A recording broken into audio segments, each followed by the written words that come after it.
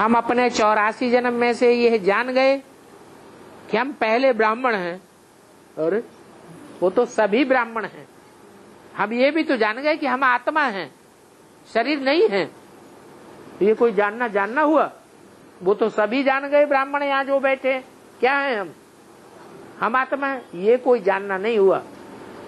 Special हम जान जाएं कि स्पेशल हम आत्मा कौन है, जो कोई दूसरा नहीं है।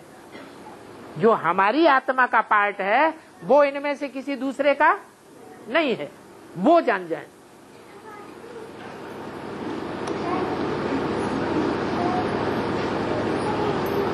तो ऐसा कौन सा पुरुषार्थ करें कि हम अपनी आत्मा के मुख्य पार्ट को जान जाएं? कौन सा पुरुषार्थ करें? अपन को आत्मा समझ, आत्मा के बाप परमपिता परमात्मा शिव बाबा को याद करें। जो ज्यादा याद करेंगे उनको पहले पता पड़ेगा, जो कम याद करेंगे उनको बाद में पता पड़ेगा।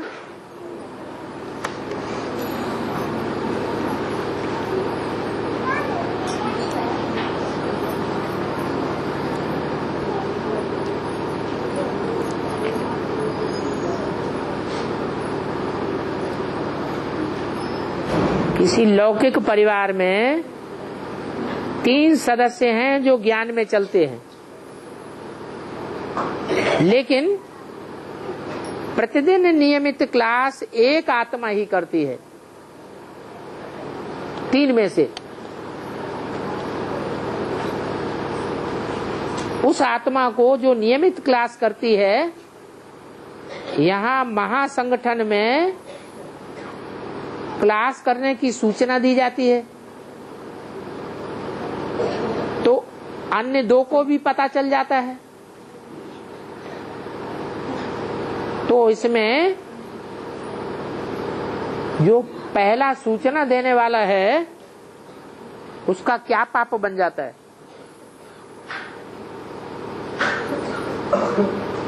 कोई पाप बनता है कि नहीं बनता है? हैं? हैं?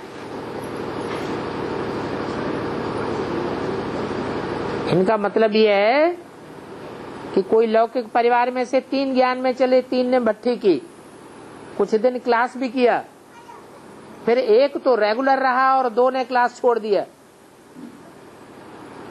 2-4 महीने से क्लास में आते भी नहीं है। तो पहले को जब सूचना मिली कि महासंगठन होने वाला है, तो पहले ने जाकर के अपने लौकिक परिवार वालों को बता दिया, जो ज्ञान में टूट चुके थे या 2-4 महीने से नहीं आ रहे, तो उसका पाप बनता है कि नहीं बनता है? हैं? क्यों बनता है? हाँ, बाबा की नाफरमानी की। बाबा का नियम है कि जो 2-4 महीने क्लास में नहीं आते या बाबा से संपर्क ही नहीं है, कोई कनेक्शन नहीं है ब्राह्मण परिवार से, तो बाबा समझते हैं बच्चा मर गया। और जो मर गया वो रावण संप्रदाय बन गया, भूत प्रेत बन गया, या ब्राह्मण संप्रदाय है? भूत प्रेत बन गया। अब भूत प्रेतों को निमंत्रण दे दिया कि महासंगठन हो रहा है, तुम भी आ जाओ।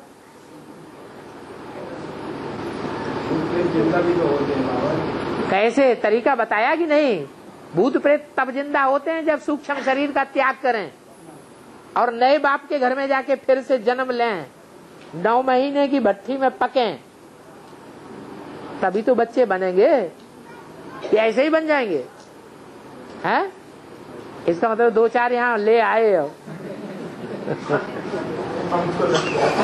नहीं लाए? अच्छा, ये तो पूरी कथा लिख दी जलेधर अपनी धर्मशाला। छोटा सा प्रश्न बनाओ।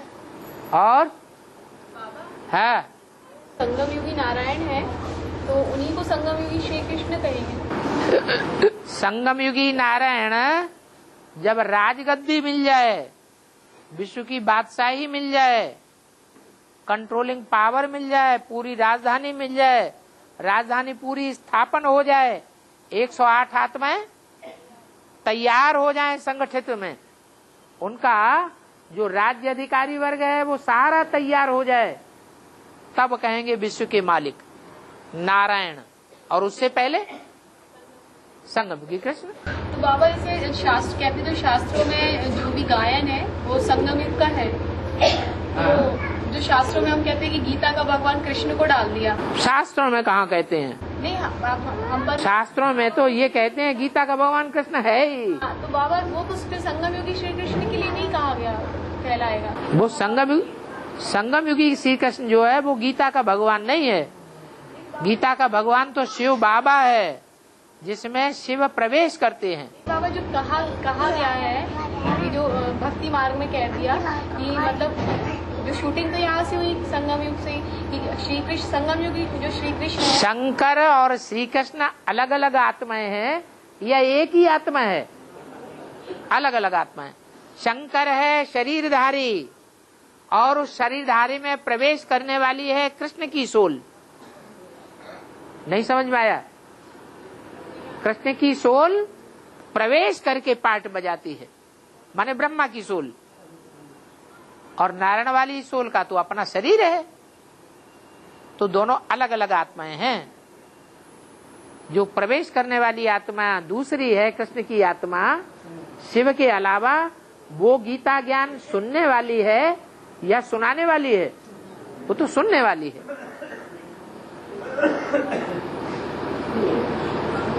और उनको थोड़ी ना संगम युगी श्री कृष्ण कहा गया। जो नारायण वाली आत्मा पहले तो शरीरधारी तो एक ही है कि दो हैं? एक ही है। तो एक को उसको चाहे संगम युगी कृष्ण कह दो, चाहे संपन्न बनने पर उसको संगम युगी नारायण कह दो। सतयुगी कृष्ण तो नहीं कहेंगे। नहीं, सतयुगी कृष्ण तो नहीं है बाबा, संगम युगी कृष्ण है। हाँ जी। तो सब बाबा ये कह रहे थे, तो गीता का जो साकार भगवान है वो कृष्ण नहीं है। कृष्ण नहीं है बाबा, वो तो पता चल गया कि हाँ शिव शंकर भोलेनाथ है। शंकर है जो निराकारी स्टेज में रहता है। कृष्ण की आत्मा तो साकारी स्टेज में रहती है। साकार में रहती है तो साकार में गोपियों के साथ संबंध है। निराकारी स्टेज में संबंध कहाँ बनता है? बनता है? नहीं बनता है। और हैं? हाँ? हैं? 5 दिन होते हैं। क्यों? आप एक दिन जाते हैं, निश्चय पत्र लिखवाते हैं, वो दिन नहीं गिनेंगे? उस दिन भट्टी नहीं शुरू होती। 7 दिन हो गए। एक दिन आना, एक दिन जाना। जिस दिन जाना करेंगे उस दिन आपस में ज्ञान की बातें करते हैं या दुनियावी बातें करते जाते हैं? हाँ, वो भी ऐड होगा। ये तो मनसा की बात है ना। हमारी जो बेहद की भट्टी है कि कोई स्कूल है, और जब आते हैं लौट के तो भी बुद्धि में वही ज्ञान की बातें चलती है। इसलिए 9 दिन हो गए। और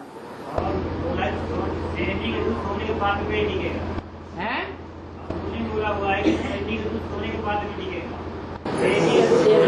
एक आदमी सोने के पात्र नहीं। हाँ, सोने का पात्र माने पात्र है बुद्धि, और सोना माने सच्चाई।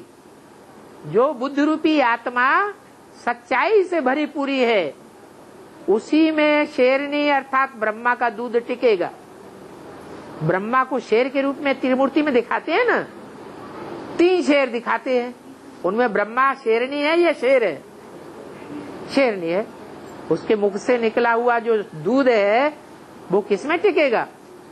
पवित्र बुद्धि में टिकेगा, सच्चा पोता मिल देने वाले में टिकेगा, या झूठा पोता मिल देने वाले में टिकेगा?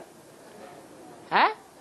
सच्चा पोता मिल जिन्होंने दिया होगा, जितना सच्चा पोता मिल दिया होगा उतना वो ज्ञान बुद्धि में टिकेगा। 1% भी अगर झूठा दिया होगा तो वो 1% ज्ञान जरूर उड़ जाएगा बुद्धि में से। वो सच्चा ज्ञान नहीं होगा, अब फिर झूठा ज्ञान सुनाएगा।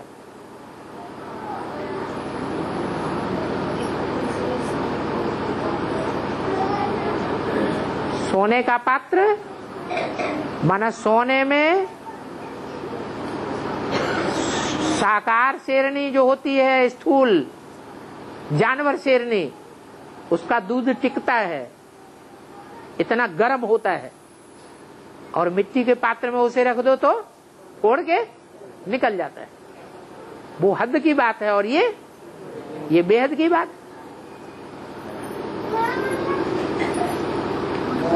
हाँ,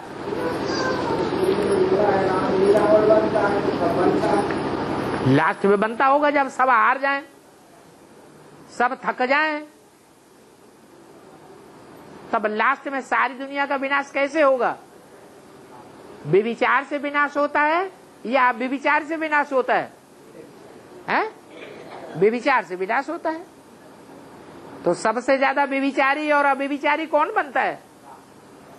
एक ही आत्मा है जो व्यभिचारी दुनिया का भी बीज है और अव्यभिचारी दुनिया का भी बीज है। वो सबका बाप है, वो रावण का भी बाप है।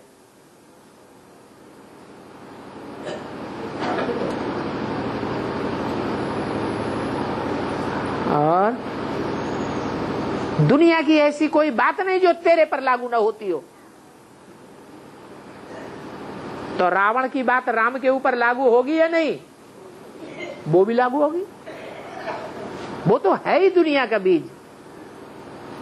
षष्ठी रूपी वृक्ष के 500-700 करोड़ पत्तों में से एक भी पत्ता ऐसा नहीं है जो उस बीज में समाया हुआ न हो। इसलिए भक्ति मार्ग की गीता में भी लिखा हुआ, न हम तेषु ते मये, मैं उनमें व्याप्त नहीं हूं, लेकिन वो पत्ते मेरे अंदर हैं। वो मेरे अंदर ना होते तो फिर वो निकलते कहां से?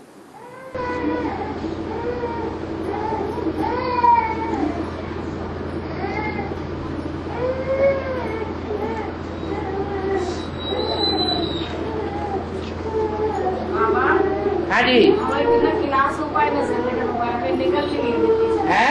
मैं क्लास हो पाती है, उन्हें संगठन में जाने पाती, संगठन में जाने नहीं देते। हाँ, क्लास हो पाती है, तो आप हमारा क्या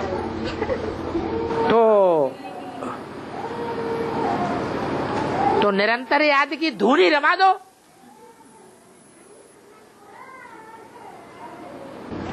मिल सकते कि नहीं कहते ओहो, कुछ नहीं मिलता हो, लेकिन याद में स्थिर हो जाएंगे तो सब कुछ मिलेगा कि नहीं मिलेगा? सब कुछ मिलेगा। तो कुछ मत करो, नहीं जाने देते कह लो हम नहीं जाएंगे। क्या करना शुरू कर दो?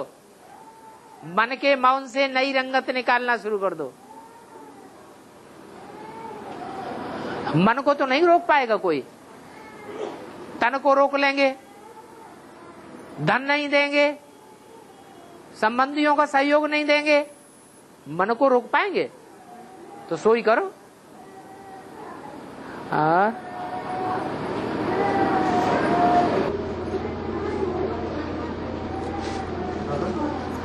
सुदर्शन चक्रधारी बनना माना मतलब आत्मा के 84 जन्मों के पार्ट को जानना। जैसे मान लीजिए आज सुदर्शन चक्रधारी बना कितनी बार है? जैसे माना मतलब पोता में लगा है सुदर्शन चक्रधारी, याद चार्ट है सुदर्शन चक्रधारी बना कितनी बार, इसे लिखना है सुदर्शन चक्रधारी बना कितनी बार दिन भर में। तो ऐसे मान लीजिए आज तो सिर्फ आत्मा बनने की प्रैक्टिस हो पा रही है, अभी तो आत्मा की 84 पार्टों के जन्मों के पार्ट को जान नहीं पा रहे हैं। न जानकारी हो उससे क्या मतलब? जानकारी नहीं है तो क्या हम बिंदु आत्मा को याद नहीं कर सकते? हाँ, तो करो। जितना जितना बिंदु सूक्ष्म स्टेज में टिकेंगे उतना उतना विस्तार अपने आप हो जाएगा। आप 1 घंटे लगातार बीज रूप स्टेज में अगर टिक गए तो समझ लो कि जितने भी 24वां हिस्सा उसका आप विस्तार में जरूर चले जाएंगे। 8 घंटा बीज रूप स्टेज में टिक गए तो 1/3 जन्मों की जानकारी आपको जरूर हो जाएगी।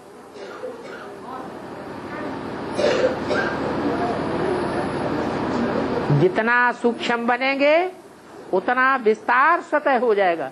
विस्तार में जाने में मेहनत नहीं करनी पड़ती, लेकिन सार में टिकने में मेहनत करनी पड़ती है। तो क्या करना है? हैं? सार में टिकना है।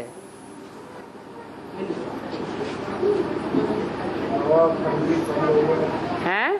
संगीत के साथ इतना थोड़ा सावधान हो जाता है, बगैर संगीत की निराधार हो जाता है आवाज की। हाँ, लाल लाइट जलाओ, संगीत जलाओ, क्षमा क्षम करो, थोड़ा आधार से चलो, निराधार न बनो।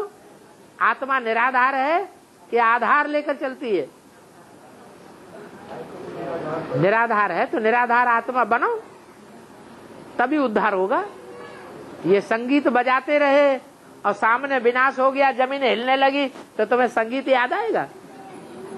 संगीत तुम्हारी आत्मा सुनेगी? वो टाइम भूल गया। बाबा कहते विनाश सामने खड़ा है। अब जब विनाश सामने खड़ा है, हम एक तरफ बोल रहे हैं लोगों को विनाश सामने खड़ा है और दूसरी तरफ हम ढोल मजीरा बजा रहे हैं, तो लोग मानेंगे कि विनाश हो रहा है कि नहीं होने वाला है? मानेंगे? फिर झूठ बोलेंगे, कहेंगे ये झूठ बोलते हैं। तो अंदर एक और बाहर एक, दोनों तरफ बराबर होना चाहिए। अंदर से एक और बाहर से दूसरा, ये तो फिर झूठे हो गए। ये बेसिक नॉलेज में था कि झांझ मृदंग बजीरा बजा रहे थे, डांस करते थे, गीत गाते थे, गीत सुनाते थे, गीत बनाते थे। अब तो इन बातों से एडवांस में परे हो जाना है।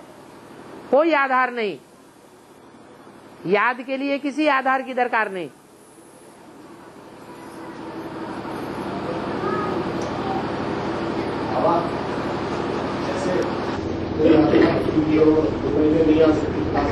आत्मा से रमा दुखी हो गए आपको से, आत्मा से बाबा को याद करो बोल रहे ना। हाँ, 2 महीने नहीं आती तो बाबा बोलते हैं क्लास में 2 महीने क्लास में नहीं आती है, बाबा को कोई पत्र भी नहीं लिखा है, ईमेल भी नहीं डाला है, बाबा से फोन से बात भी नहीं हुई है, तो बाबा क्या समझेंगे?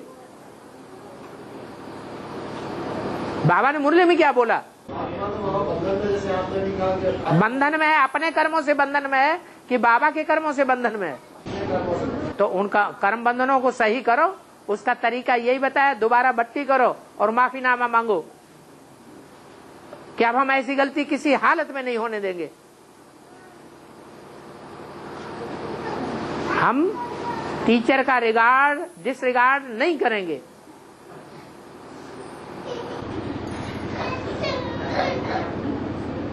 बंधन किसको होता है?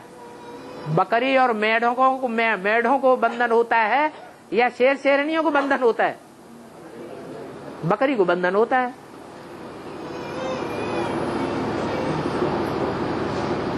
मैं आया और मेरा आया और बंधन आया। मेरा कुछ है ही नहीं। मैं क्या हूं? ना चीज हूं, कुछ भी नहीं हूं। मेरा तो एक शिव बाबा, दूसरा न कोई अहंकार ही नहीं है, तो कौन बांधेगा? और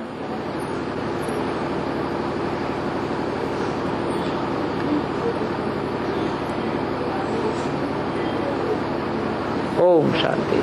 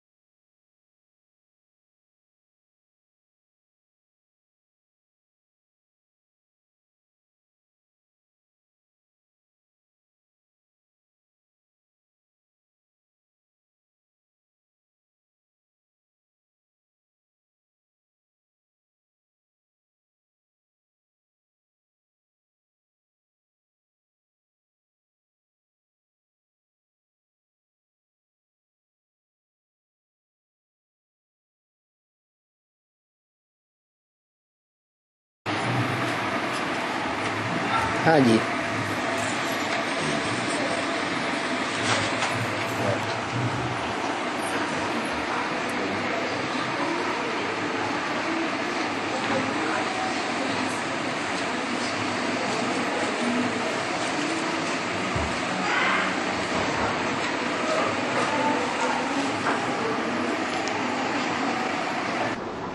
और गीता में कहा है कि ये ज्ञान सबसे पहले मैंने सूर्यदेव विवस्वान को दिया, और विवस्वान ने मनुष्यों के पिता मनु को दिया, और मनु ने अपने शिष्य इक्ष्वाकु को दिया।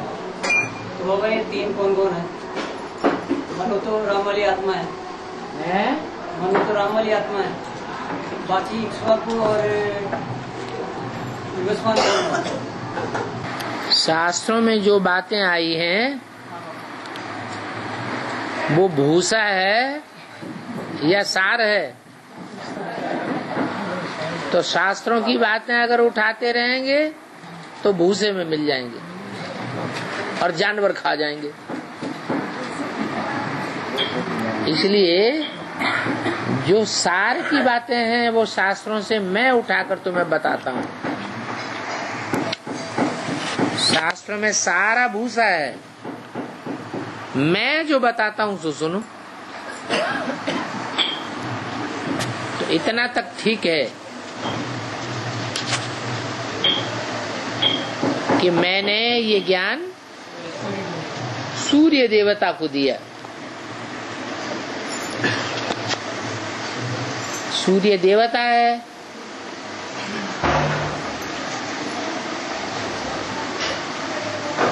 उसके रथ में कितने घोड़े हैं? नहीं, 7 घोड़े हैं।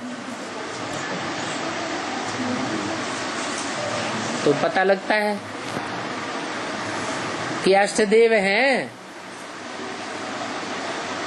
उनमें एक ईश्वर का रूप है जो ईशान कोण में दिखाया जाता है, बाकी 7 दिशाओं में 7 घोड़े दिखाए गए हैं।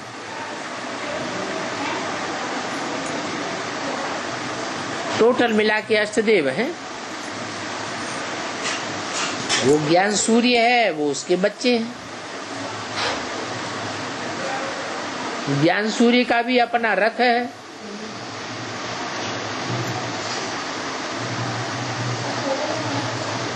तो जिसको रथ है वो भगवान है, या जिसको अपना रथ नहीं है वो भगवान है?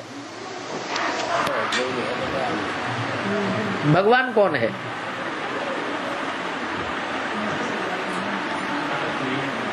जिसको अपना रथ नहीं है वो ही भगवान है, वो ही अभुक्त है। जिसको रथ है वो सब स्वार्थी है, वो भगवान नहीं हो सकते। सदैव इच्छा मात्रम अविद्या नहीं हो सकते।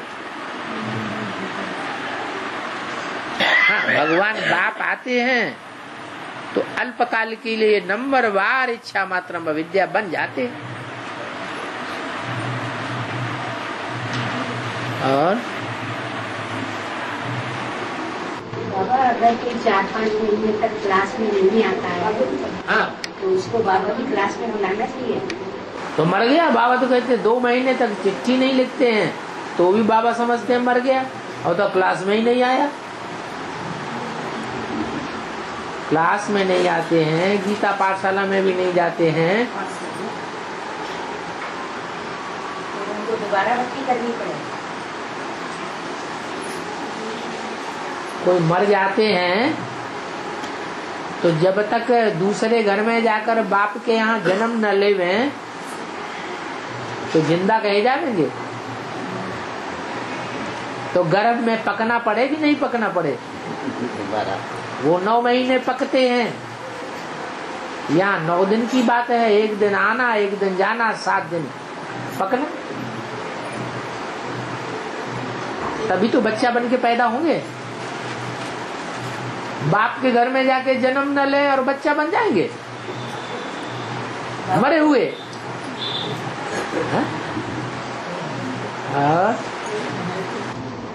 तो बाबा जो मुरली में बात बोली जाती है, अगर नहीं उसका पालन हो रहा है और कोई इशारा देना चाहे तो देना चाहिए या नहीं?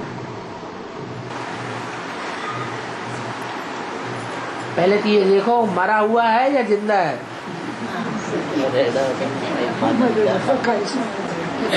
जैसे बाबा कहते हैं, इशारा देना है तो मुर्दा इशारा समझेगा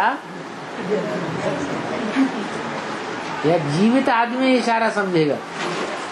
बाबा जैसे कहते हैं ना, इशारे से जो समझे वो देवता, तो देवता बनने वाला है। कहने से समझे वो मनुष्य, हाँ। जो कहने से भी ना समझे वो असुर। हाँ, तो अगर इशारे से बात समझ में नहीं आ रही है और कहा जा रहा है तो भी नहीं माने तो पहले जो कहने वाला है बताने वाला है वो अपने को देखे कि मैं सब बातें इशारे की बाबा की समझता हूँ। अगर बताने वाला खुद ही नहीं समझता है इशारों को तो पहले तो कौन हुआ खुद? रेगुलर क्लास की बात है। कोई भी बात हो, रेगुलर और पंक्चुअल। रेगुलर माने रोज क्लास करना और पंक्चुअल माने रोज टाइम से आना और क्लास पूरा होने के बाद टाइम से जाना, वो पंक्चुअल। तो सारे जीवन में रेगुलर और पंक्चुअल कोई है? 8 दिन में डांस। जबकि बाबा ने कहा 106 डिग्री बुखार हो तो भी क्लास जरूर अटेंड करना है।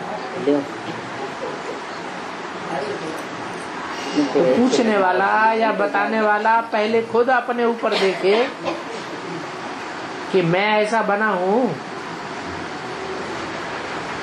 बाबा की मुरली के प्रति मेरा ऐसा और इतना प्यार है। अब संडे की क्लास तो रेगुलर है। अच्छा, तो मुसलमान है या क्रिश्चियन है या हिंदू है? अभी तो 2-3 महीने से रोज भी क्लास हो रही है। दूर है ना गीता पाठ कर रहा है। बहाने को जीव बना लो। गर्मी तो करते हैं, घर में तो रोज होती है। आजकल दुनिया में दूर और नजदीक कुछ रह गया क्या? जेब में पैसे हैं तो कुछ भी दूर नहीं। पैसे खर्च किए और दुनिया के दूसरे कोने पे जाके बैठ जाओ। सुबह को जाओ और शाम को लौटाओ। तो क्या दूर है और क्या नजदीक है? हाँ, बगल में जो पैसे दबे हुए हैं खर्च नहीं करना चाहते। नहीं बाबा, ऐसी बात नहीं है। 2-2 बसें बदल के रोज जाते हैं। और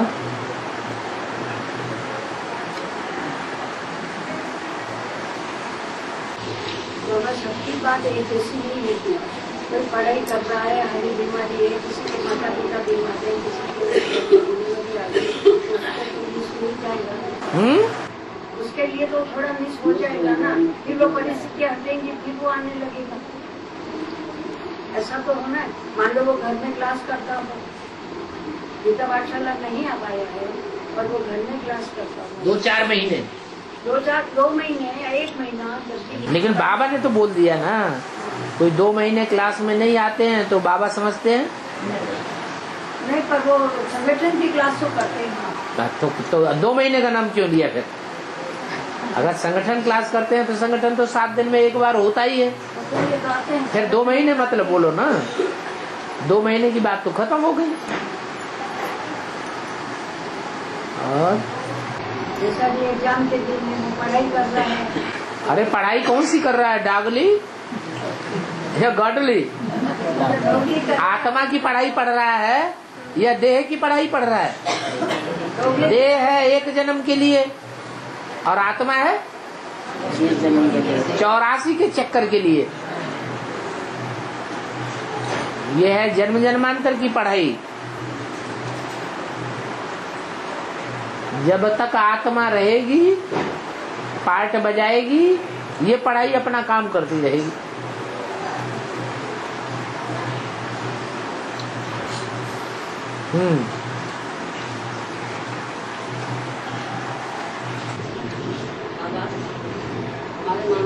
गीता पाठशाला जैसे क्लासें नहीं हो पाती हैं? क्या हुआ? मानसरोवर की गीता पाठशाला, मानसरोवर की गीता पाठशाला में क्या नहीं हुआ? टीचर्स कहाँ चले गए हैं? हाँ, तो ठीक है, जहाँ गीता पाठशाला है वहाँ जाओ। ये भी स्टूडेंट्स का कर्म भोग।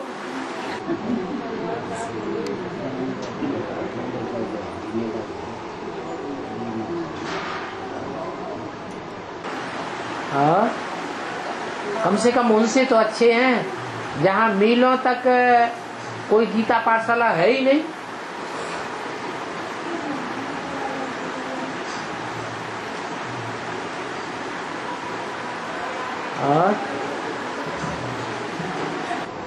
बाबा, गीता पाठशाला खुली हुई है, भाई बहन चल रहे थे और कोई भाई मुरली नहीं, क्लास में नहीं बैठता, मुरली नहीं सुनता, तो उनके फिर संगठन क्लास रखनी चाहिए कि नहीं रखनी चाहिए?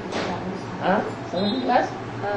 हाँ, मतलब गीता पाठशाला खुली हुई है। हाँ। और भाई नहीं सुनते, गीता पाठशाला का भाई नहीं सुनता है ना वो संगठन क्लास में आता है, तो वहाँ फिर क्लास रखी।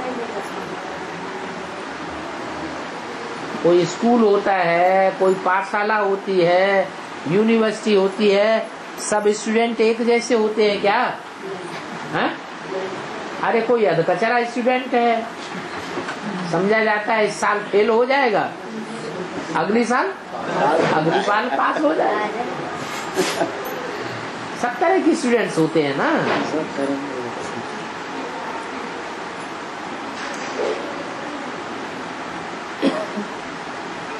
बाबा ने तो बता दिया, जितनी पढ़ाई पढ़ेगा उतना पद पाएगा।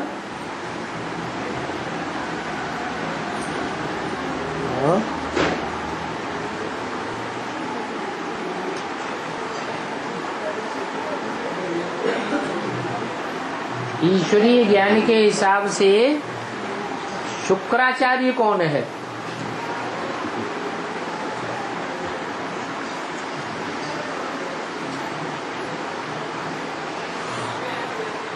अच्छा, भक्ति मार्ग के हिसाब से शुक्राचार्य किसका गुरु है? असुरों का गुरु है। ब्राह्मणों की दुनिया में भी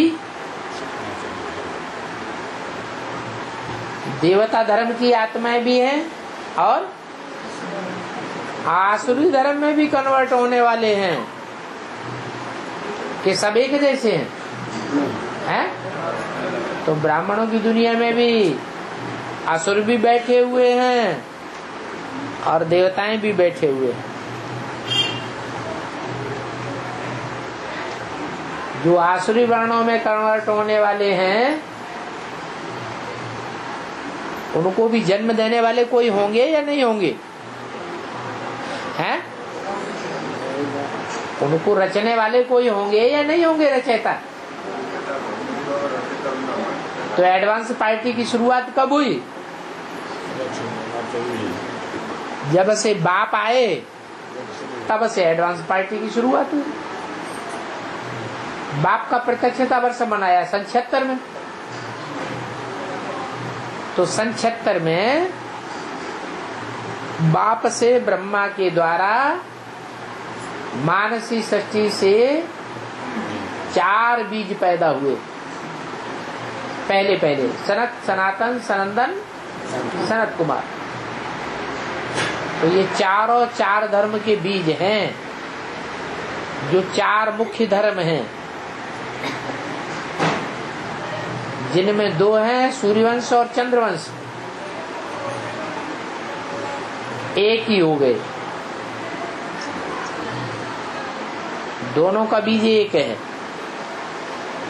और 3 है इस्लामी, बौद्धि और क्रिश्चियंस। इन तीनों के बीज 3 हैं। सनत कुमार है सनातन धर्म का बीज, वो सब उनसे जो पैदा होते हैं वो सब हुए देवताएं। देवताओं का बीज कहो, बाप कहो, गुरु कहो, वो हो गया सारे वृक्ष का पति, वृक्षपति, बृहस्पति।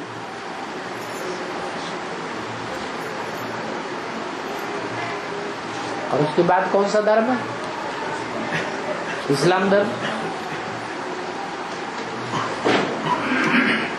बौद्ध और क्रिश्चियंस का भी मुखिया है, पहले है। तो उन तीनों का जो बीज है वही शुक्राचार्य है। इसका नाम क्या रखा? शुक्र आचार्य। शुक्र किसे कहा जाता है? शुक्राणु किसे कहा जाता है?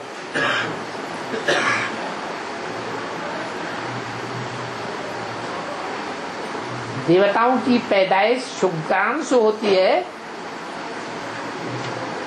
या दृष्टि के फोर्स से होती है? और शुक्राणु से किसकी पैदाइश होती है? मनुष्यों की या राक्षसों की? तो वो शुक्राचार्य है जहां से शुक्राणु की सृष्टि पैदा होती है।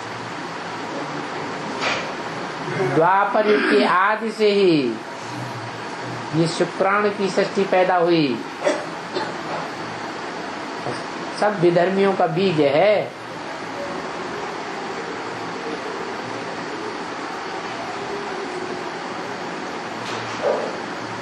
और रामायण में उनको 4 भाई बोल दिया है।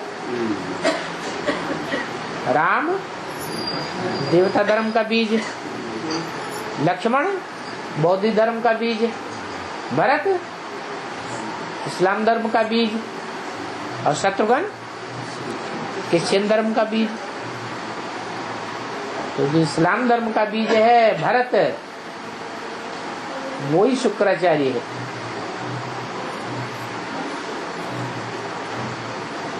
और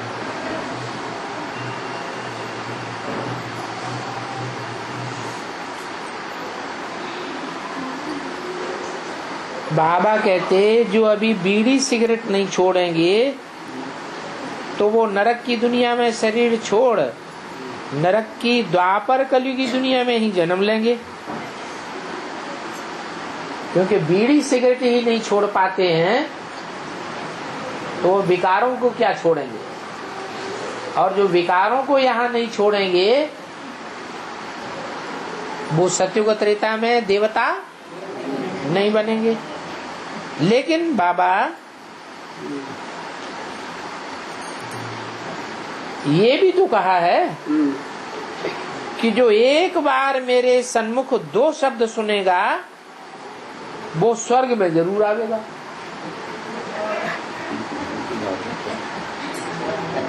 आप बताओ बीड़ी पीने वाले स्वर्ग में आवेंगे या नहीं आवेंगे? आ जाएंगे। वो सन्मुख हुए, बात नहीं मानी, एक कान से सुना और दूसरे कान से निकाल दिया, उनको सन्मुख कहा जाता है कि विमुख कहा जाता है? तो विमुख है शुरुआत से लेकर के। जो कान से सुन तो ले, कान हिला के मान भी ले, बात सही है। और फिर प्रैक्टिकल जीवन में माने नहीं, प्रैक्टिकल धारणा करने से इनकार कर दे, तो वो ज्यादा खतरनाक है कि सामने तो ऐसे ऐसे कर दिया, हाँ ठीक है सही है। कोई चोर है और चोरी स्वीकार, हाँ हमने चोरी की, सही है। तो जो स्वीकार कर लेता है अपनी गलती को, उसको छोड़ दिया जाता है। और वो छोड़ जाए और चालाकी से छूट तो गया, फिर चोरी करना शुरू कर दिया।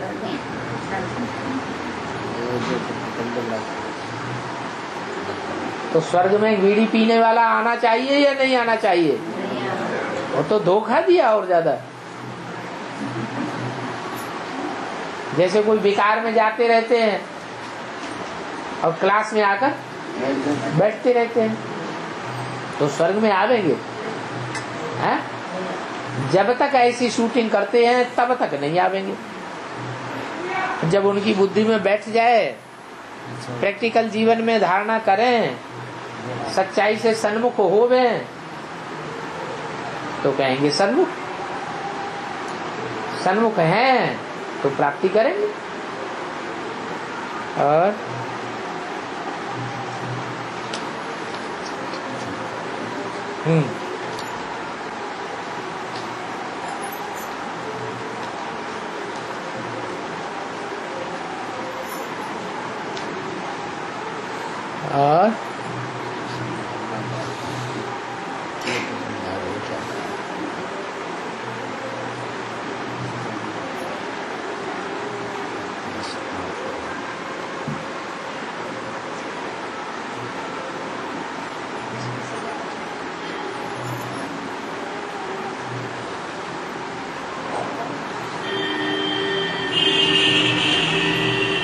कोई ने पूछा है 1947 में भारत आजाद हुआ,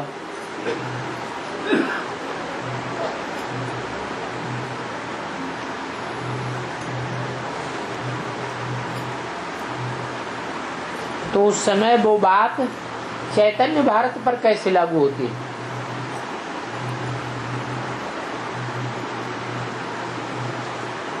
अब सवाल पैदा ये होता है, क्या 1947 में भारत आजाद हुआ? आजाद हुआ कि और ज्यादा भारतवासी परतंत्र हो गए? हैं? दुख बढ़ा या घटा? दुख और ही बढ़ गया। तो ये थोड़ा ही कहेंगे कि भारत आजाद हुआ। न जड़ भारत आजाद हुआ और न चैतन्य भारत आजाद होता है।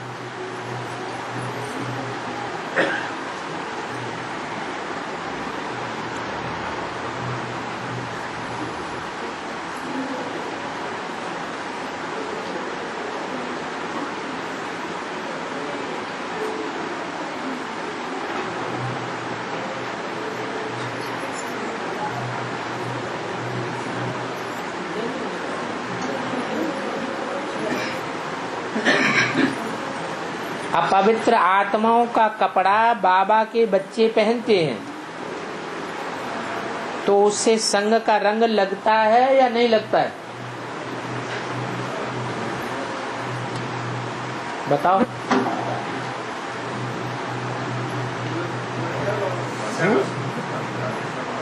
लगता है। अपवित्र हाथों का बना हुआ भोजन रूहानी मिलिट्री के वॉरियर्स खाते हैं, कैंटीन में खाते हैं कि नहीं? बाबा ने उनको खाने के लिए हाँ कहा या मना किया? क्यों? क्योंकि जितने भी महकमे होते हैं उन सब महकमों में ज्यादा पावर कौन से महकमे के पास होती है? हैं? मिलिट्री वालों के हाथ में बहुत पावर होती है।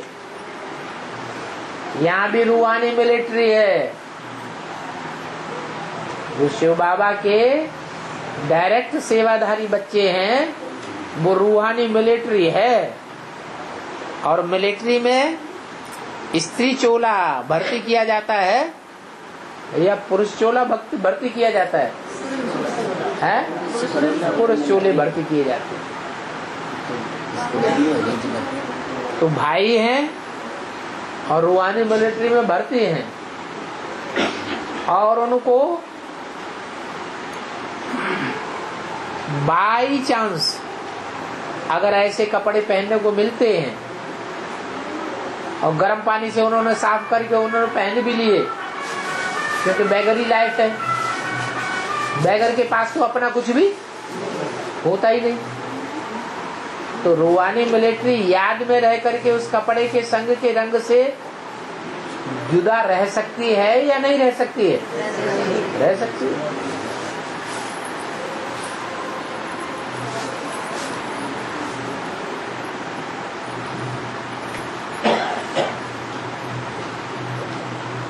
कोई आत्मा पहले बहुत विरोधी होती है,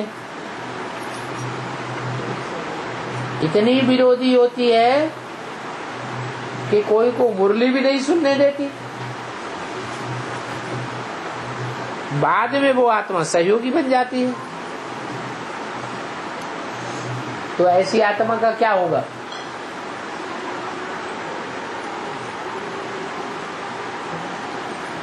अरे जब जागे तब भोर, जब से जगा तब से उसकी शूटिंग अच्छी हो जाएगी। हाँ, एक लिमिट है। एकदम जब रिजल्ट निकलने जाएगा, रिजल्ट निकल गया, जैसे सन 76 में रिजल्ट निकल गया, किसका? लक्ष्मी नारायण का। फिर कोई कहे कि हम लक्ष्मी नारायण बन जाएंगे, तो लक्ष्मी नारायण तो नहीं बन सकता, बाकी 108 में नंबर आ सकता है।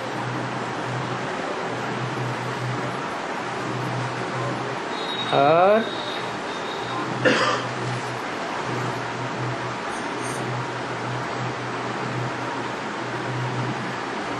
ब्राह्मण परिवार में कोई आत्मा किसी दूसरी के आत्मा के ऊपर आड़ चलाती है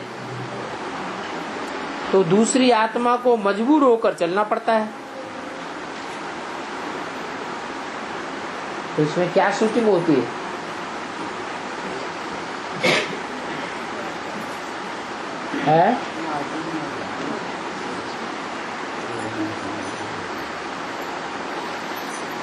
बाबा ने क्या बोला इस बारे में? दूसरों पर आर्डर चलाना चाहिए या ब्राह्मण सेवादारी है उनको सेवा करना वाला सेवक अपने को समझना चाहिए? ब्राह्मणों को सदैव अपन को सेवादारी समझना है। अगर ब्राह्मण है तो सेवाधारी हैं। सेवाधारी ब्राह्मणों का बाप भी क्या है? बच्चे क्या कहते हैं बाप? बच्चे I am your obedient servant. तो अगर बाप के बच्चे ब्राह्मण सेवाधारी हैं तो सेवा करें। जैसे घर में सेवक होता है, दास दासी होते हैं, तो मालिकाना रखने वाले मालिक उसके ऊपर, मालिक और मालिकिन उसको खूब झटकते हैं, ऑर्डर के ऊपर ऑर्डर चलाते रहते हैं।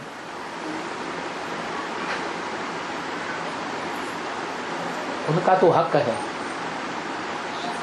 यहाँ कोई का किसी के ऊपर ऑर्डर चलाने का हक नहीं है। फिर भी अगर ऑर्डर चलाता है तो वो ब्राह्मण है या शूद्र है? फिर तो वो है ही शूद्र। उसकी शूटिंग खराब हो रही है। अगर अच्छी शूटिंग करनी है तो सबको प्यार से चलाना है। हम किसी के ऊपर ऑर्डर चलाने का अधिकारी नहीं है,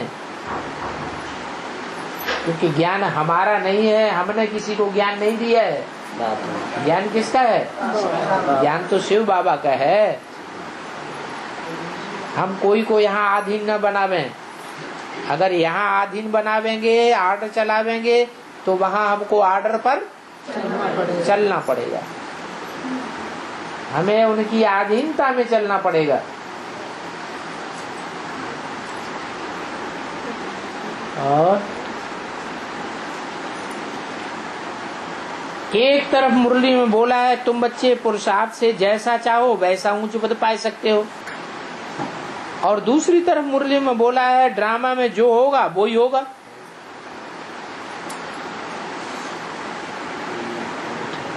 कोई नई बात नहीं होगी। तो इसका क्या मतलब है? अरे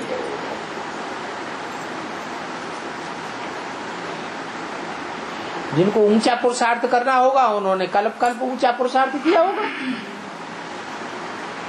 यही उनका ड्रामा में पिछले ड्रामा में भी था, और अब जो 5000 वर्ष का ड्रामा शुरू हो रहा है उसमें भी ऐसे ही। जिन्होंने नीच पद पाया होगा वो अभी भी नीच पद पावेंगे, पुरुषार्थ नहीं करेंगे। इसमें क्या नई बात?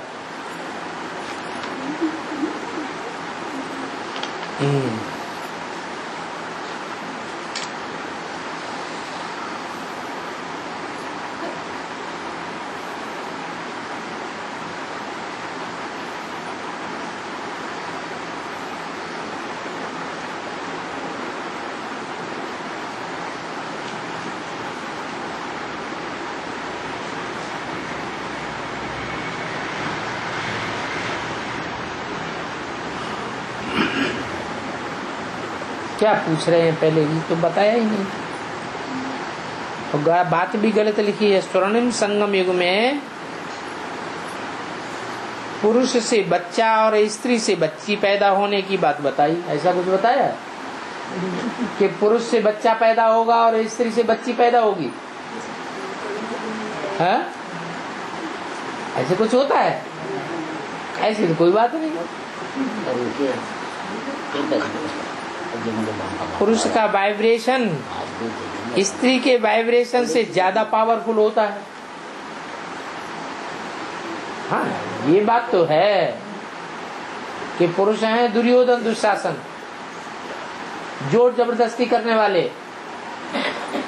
वो कब तक है दुर्योधन दुशासन? जब तक आत्माभिमानी नहीं बने हैं। जब आत्माभिमानी बन जाएंगे तो दुर्योधन दुशासन रहेंगे क्या? नहीं।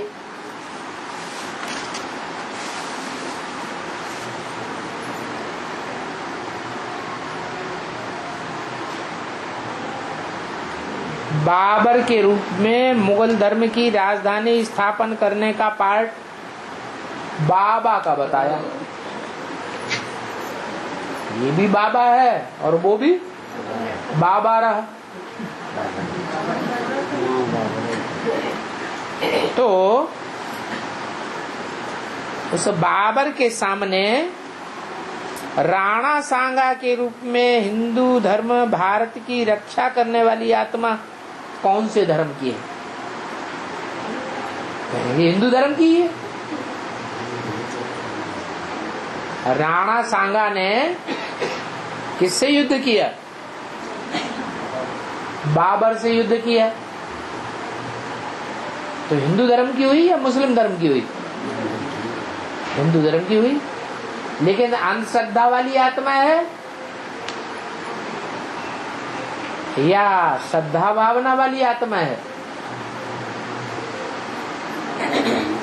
राणा सांगा के जमाने में या बाबर के जमाने में या अभी भी जो भी हिंदू धर्म में मान्यताएं चल रही हैं वो अंधश्रद्धा की मान्यताएं हैं या श्रद्धा विश्वास वाली भावनाएं हैं, मान्यताएं हैं? अंधश्रद्धा की मान्यताएं। बाबर अंधश्रद्धा को नहीं मानता था। किसको मानता था? मूर्ति पूजा को नहीं मानता था। ये मूर्ति पूजा अंधश्रद्धा की बात है तो दोनों ही गलत। किसी के श्रद्धा भावना को तोड़ना वो भी गलत बात है, क्योंकि समझा तो सके नहीं। श्रद्धा विश्वास क्या चीज है तो उसको साबित करना पड़े कि किसके ऊपर श्रद्धा रखनी है, किसके ऊपर विश्वास रखना है। मूर्तियों के ऊपर श्रद्धा विश्वास नहीं रखना है, क्योंकि वो तो जड़ है, वो रास्ता नहीं बताएंगे। तो फिर चैतन्य मूर्ति भी तो बताओ। तो ना हिंदू सच्चे और ना बाबर सच्चा। हाँ, सिर्फ कहेंगे कि हिंदुओं में जो मूर्ति पूजा बुत परिस्थिति की जो गलत धारणा चल रही थी उसका मुगल साम्राज्य ने खंडन किया, बस।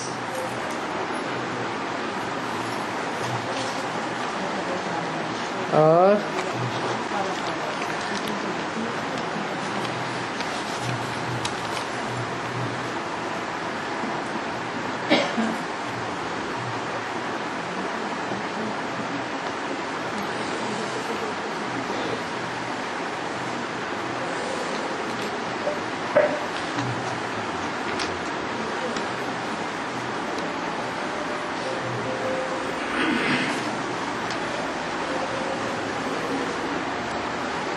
हाँ जी,